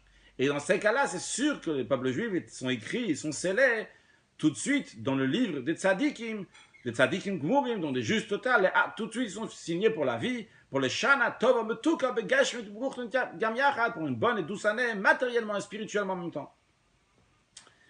basé sur tout ce qu'on a dit avant, qu'il y a deux sortes de perfection. Il y a la perfection que Dieu il amène dans le monde. Et après, la perfection que Dieu donne en notre main, qu'on peut amener dans le monde et qui va dépasser le monde. Basé sur ça, le Rabbi il dit, on va expliquer aussi les signes de cette année, Bachaz, le Bet, Shin, Zayin. On va expliquer donc le reste aussi. Donc la première des choses de bête, on a expliqué déjà longuement que ça c'est la qualité donc, de ce que l'être humain vient rajouter par rapport à ce que Dieu il a créé. Eh bien, ça, il y a, encore une fois, il y a ce que Dieu il a fait, il y a ce que l'être humain il fait. Eh bien, ces deux sujets-là, on va les retrouver dans le Shin et dans le Zayin. Le Shin, c'est quoi? C'est le fait que les 2 mois, ils vont être en entier. Que Cheshvan et Kislev, ils vont avoir 30 jours. Le fait que Cheshvan et Kislev vont avoir 30 jours, d'où ça vient? On a expliqué oralement tout à l'heure. Parce que chaque mois, c'est un cycle lunaire qui dure 29 jours et demi. Et Tavshin Tzadik Gimel Chalakim. Donc il y a 793 Chalakim, donc qu'on a expliqué tout à l'heure. Et donc qui se rajoutent au fur et à mesure. Et après, donc, on va les caser donc, dans le un jour en Cheshvan et un jour en Kislev. D'où ça vient ça? Ça, c'est une perfection qui vient de manière naturelle. Une perfection, c'est quelque chose qui vient par la nature. Le juif, il n'a rien fait pour ça. Et après, d'un autre côté, on a le fait de la perfection du 7e jour de la semaine, que Pessah, ça tombe en Shabbat, et qu'après, Sfirata Omer, le compte du Homer, va être à partir de dimanche. Donc on aura des jours, on aura des semaines qui sont entières, donc qui commencent dimanche et qui finissent le jour de Shabbat. Eh bien ça, c'est une perfection qui vient par la mitzvah, par le commandement que le juif il fait. Il fait un effort, il fait un travail. Donc c'est une perfection qui vient par le travail de l'être humain, qui est lié avec une dimension qui dépasse le monde, qui dépasse la nature. C'est pas comme Dieu il a créé le monde, c'est qu'on rajoute encore quelque chose. Le Rabbi dit, donc on a compris, Bachaz. On a compris, donc Shin Zayin, Shin, donc c'est quelque chose qui vient de la nature, et le Zayin, donc c'est quelque chose qui est surnaturel, comme on vient d'expliquer.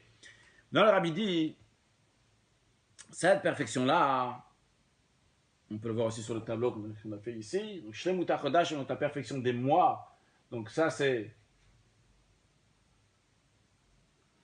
ce qui est la base, donc la bria d'Akadosh Baruch, Shlemut Sfirat Torah, la perfection de Sfirat Torah, donc ça c'est ce que le juif il vient rajouter. Non, le Rabbi dit aussi en ce qui concerne donc le Shana Meuberet, le fait que cette année il y a encore un 13e mois. Shana Tmima. Dans Mitzad Bria, la création comme elle est en elle-même, Shnat Achama Yetera Shnat Alvana, l'année lunaire elle est plus que l'année solaire elle est plus que l'année lunaire d'environ 11 jours. Donc ça c'est comme les choses ils sont dans la nature.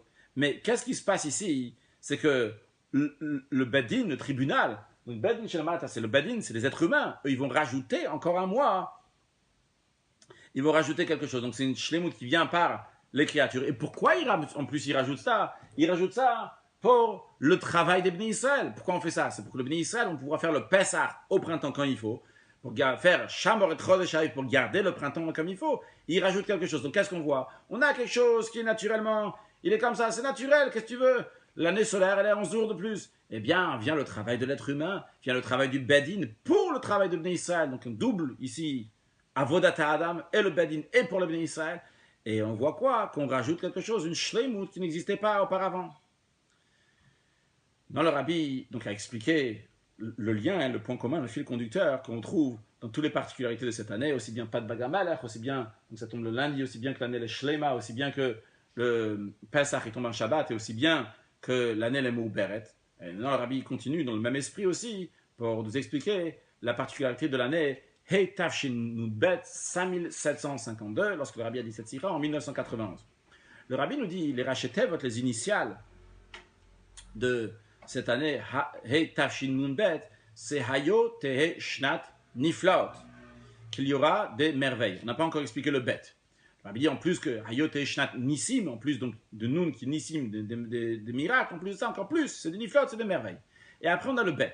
Le Rabbi nous dit le bet, le Rabbi va nous donner 3 rachetevot, 3 initiales pour le bet. Le premier, le Rabbi nous dit Te niflot ba. Ba, ça veut dire à l'intérieur de cette année. Quand on dit à l'intérieur de cette année, c'est pas juste pas un truc qui est rajouté sur l'année. C'est ba, c'est toute l'année qui est entièrement pris de merveilles. Ça, c'est le premier rachetevot. Après, le Rabbi dit aussi c'est niflot bakol. Des merveilles, Bakol, le bet, c'est dans tout. C'est dans tous les sujets, il y aura des merveilles, pas seulement dans certaines choses. D'ailleurs, dans la note, le Rabbi ramène qu'en plus le bet c'est le shimouch, comment on se sert, comme on dit, Il y aura une année Niflaot, B, le rabbi dit Beora, dans la lumière. Je ne vais pas tout traduire, le rabbi dit Bracha, Begadlut, Beditza, Behod, Vehadar, Bevatov, Bizruyot, Bechaim Tomer, Betov Anirvanig, Beyutov, Bakol, Bakol Mikolkol, Vechul, etc. Le rabbi dit jusqu'à la lettre Tav, parce que tout ce qu'on a dit jusqu'à présent, c'est le Aleph Bet, Ora, Bracha, Gadlut, etc. Le rabbi dit jusqu'à la lettre Ta, la dernière lettre de l'alphabet, la 22e lettre. Donc Betehilot, Betishbachot. Dans des Tehilot et Tishbachot. Pourquoi Tehilot et Tishbachot? Pourquoi c'est louange à Dieu sur les merveilles de la Geoula, Mitit Vashlema. Donc le rabbi dit que les merveilles vont dans tout. Bakol, Mikol, Kol, dans tous les domaines. D'ailleurs, Rabbi ramène dans la note aussi, dans la note 115, qu'on dit dans le Birkat Amazon, on dit Bakol, Mikol, Kol. Et le rabbi souligne, c'est intéressant, la raison pourquoi je ramène cette note-là, bien qu'a priori on pourrait s'en passer, mais c'est parce que c'est intéressant de voir comment le rabbi, il voit chaque chose avec des lunettes de Géoula, de délivrance. Le rabbi nous dit Bakol Mikol Kol, il dit, comme on dit dans Birkat Amazon, dans la 4e bénédiction du Birkat Amazon, la 4e bénédiction fait référence à la 4e Géoula. Chaque chose, toujours voir de manière de Géoula. Donc Bakol Mikol Kol, encore une 3e rachetevot que le rabbi nous dit, du bet, c'est quoi? C'est Bina. Bina, Bina, c'est la faculté intellectuelle qui élargit le sujet, qui est appelé aussi Rechov Anar, qui veut dire donc un fleuve, la largesse du fleuve. C'est que le rabbi dit, les merveilles de Niflaot, ils vont être Bina, ils vont être avec une très grande largesse. Et le rabbi maintenant développe. Il va développer en première étape Niflaot, après le rabbi va développer le Bakol, après il va développer le Bina. Le rabbi Niflaot. Quand on dit Niflaot, les merveilles, de quoi on parle de merveilles? On parle de Niflaot, des merveilles de la Geoula, Mitit Vashlema, de Mashiach Tzidkinu, la délivrance avec Mashiach Tzidkinu. Comme le verset du prophète Micha, il dit qu'il met comme le jour de la sortie d'Égypte, je te montrerai de merveilles. Parce qu'on va voir de merveilles concrètement, de manière dévoilée. Comment ils vont venir ces merveilles de manière dévoilée concrètement? Par nos œuvres qu'on fait depuis la création du monde. Ça, on rajoute donc une perfection par rapport à ce qu'il y avait déjà. Vrai, le monde, il a été créé à sa perfection. Comme il y a écrit, et Toldot Hashamayim. Et comme vous remarquez, Toldot Hashamayim, le mot Toldot ici, il est avec 2 vaves. Ce qu'on appelle, il est malais, il est rempli. C'est le seul, à part celui-là, le deuxième qu'on va voir dans l'instant, dans la Torah qui est rempli. Pourquoi celui-là, il est rempli? Parce que c'est au début de la création, le monde a été créé al-milo, à sa perfection. Et le Toldot Hashamayim ve'aretz ve'baram. Ça, c'est donc le Toldot, la naissance, on peut dire la création du ciel et de la terre lorsqu'ils ont été créés.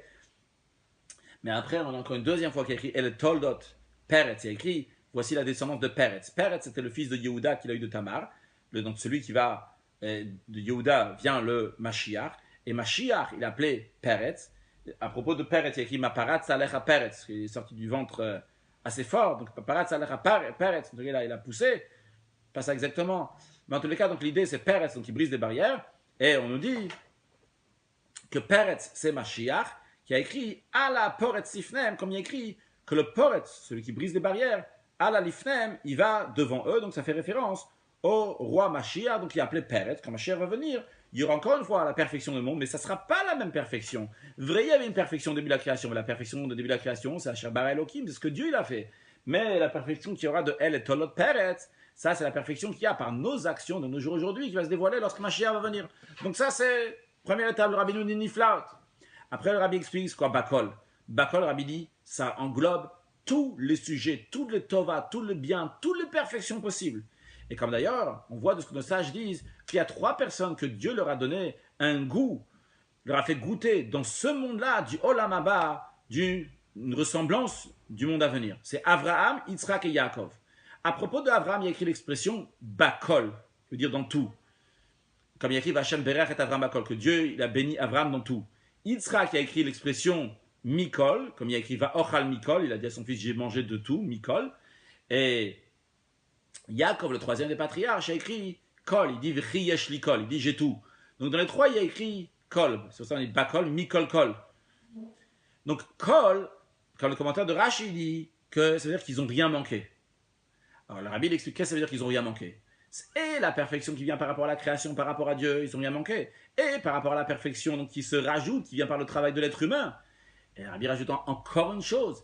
Et par rapport à la perfection de tout le travail de ce qu'on fait dans ce monde-là, il y a cette perfection-là. Et ça s'exprime par Avraham, ça vient d'Avraham, Yitzhak et Yaakov à chaque juif. Donc ces Niflaot, ces merveilles de la Géoula, ils sont liés Bakol, dans le sens que on va avoir donc Bakol, Mikol, Kol, rien manquer, tout de shleimut, jusqu'à la perfection qu'il y aura lorsque Mashiach va venir. De même en ce qui concerne Bina, comme on le retrouve avec la grande perfection. Bina, et particulièrement quand on dit Niflaot Bina, il y a écrit dans le Zohar, Nun Plaot. Niflaot, c'est Nun Plaot. 50 Plaot, qui veut dire merveille. Alors qu'est-ce que ça veut dire? Il y a écrit qu'il y a 50 portes de Bina, il y a 50 portes de compréhension. Nun, Shar et Bina. Ces 50 portes de compréhension,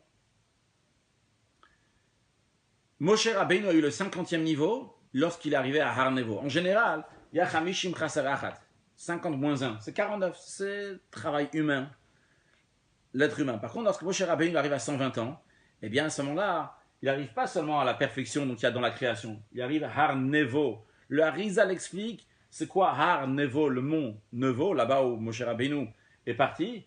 C'est le Har, la montagne dans laquelle il y a Nun Bo, il y a Nun 50, les 50 portes, le 50e porte de Bina que Moshe Rabbeinu a reçu lorsque Vayelach Moshe, lorsqu'il est parti, donc à ce niveau-là. Donc ça, ce qui représente le niveau de Bina.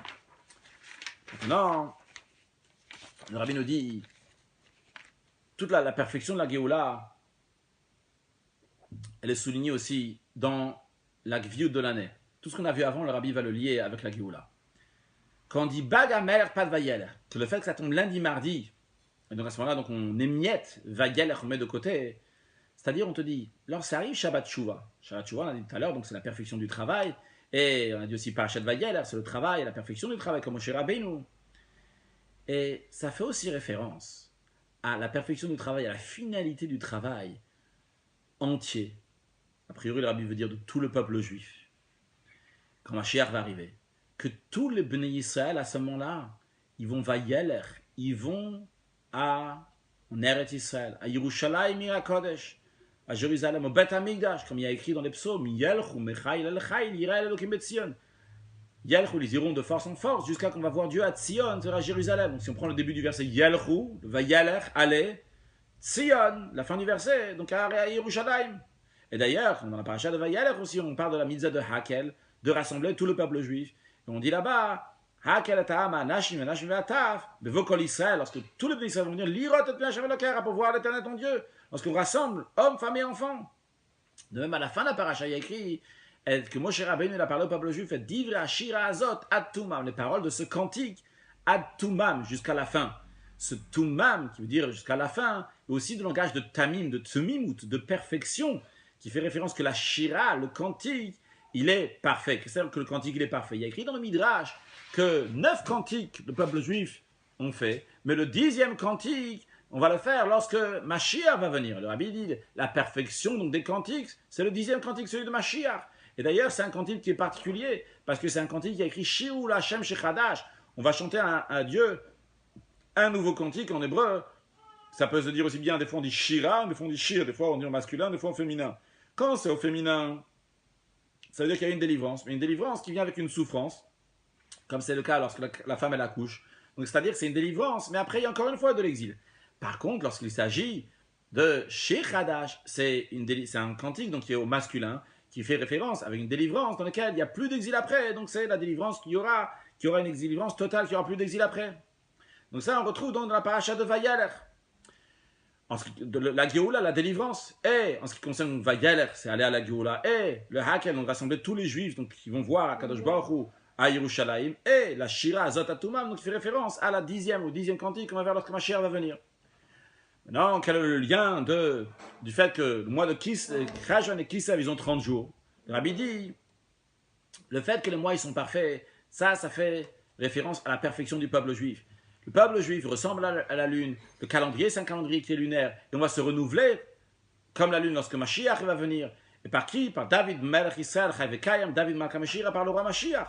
Donc, c'est lié avec le roi Mashiach, c'est lié donc à la perfection du peuple juif, et la délivrance avec Mashiach. Juste une parenthèse, dans la note 142, le Rabbi ramène donc la coutume de chanter suite à ce qu'on a dit avant, que Shir Hadash, le chant, etc.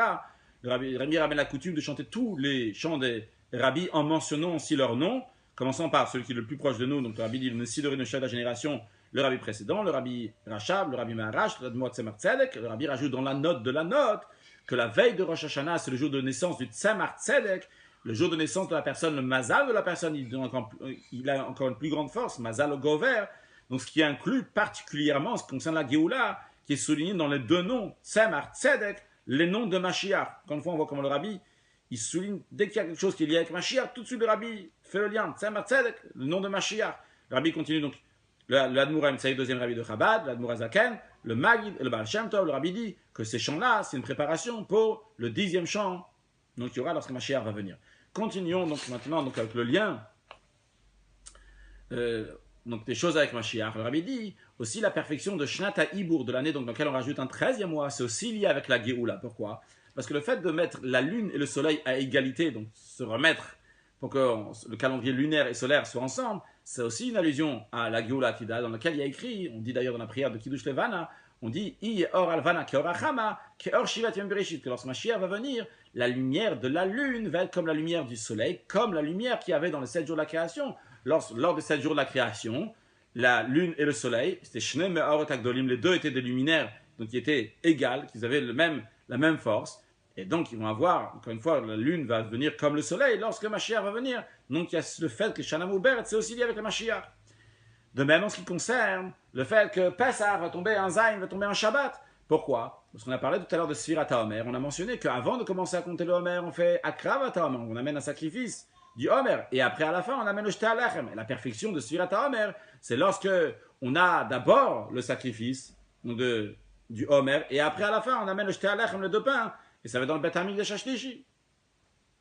Le rabbi conclut, il dit Vihi Ratzon, que Dieu fasse, que vu qu'on vient la conclusion de l'année de Haren ou Niflot, dans laquelle on voit des merveilles, et on rentre dans l'année de Niflot Bakol, il y a des merveilles dans tout, Niflot Bina, Niflot Ba, Niflot Bakol, Niflot Bina, comme le rabbi expliqué avant, et bien que viennent concrètement la Geoula, Mitit Vashlem, qu'elle vienne tout de suite, qui met Set Ramer et Mitzayim Haren ou Niflot, comme les jours de la sortie d'Égypte, te montrerai de merveilles, et de langage de la paracha de Nitzavim, qu'on lit toujours avant Rosh Hashanah, Veshav Hashem Elokecha et Shutra V'Richamecha, que Dieu va ramener tes captifs et qui betzra, et il va te rassembler. Et comme on souligne aussi dans les Rachetevot, de Niflot, Bakol, dans les merveilles dans tout, il y a écrit Bakol, Mikol, Kol, donc dans toutes sortes de merveilles. Et quand on prend Bakol, Mikol, Kol, on voit ici, Bakol, Mikol, Kol, ah il manque, c'est pas Mikol, Kol, Bakol, Mikol, Kol, c'est la même valeur numérique que Kabetz, qui est aussi 192, Kabetz qui veut dire le kibbutz, donc de rassembler.